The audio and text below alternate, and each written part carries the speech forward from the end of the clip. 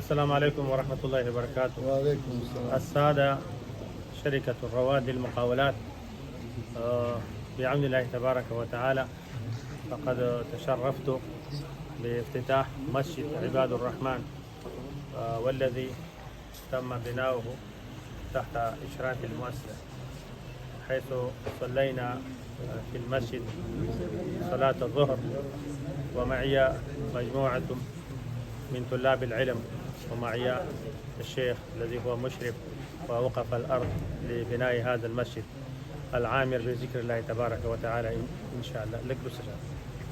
ونيابة عن أهل القرية وعن الطلاب نشكر المتبرع على بناء هذا المسجد.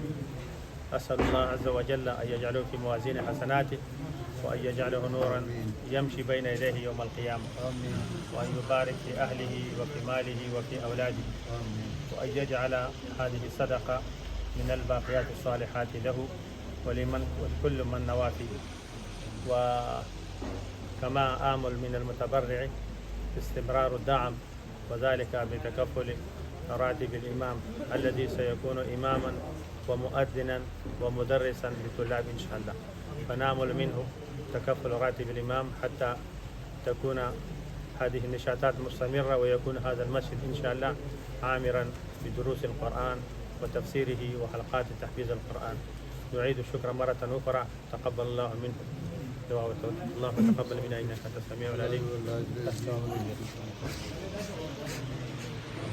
الله تقول قبولته. اللهم تقبل منهم، اللهم بارك في أهلهم وفي أولادهم وفي مالهم، ويجعل هذه الصدقة من الباقيات الصالحات لهم جميعا. صلى الله على نبينا محمد.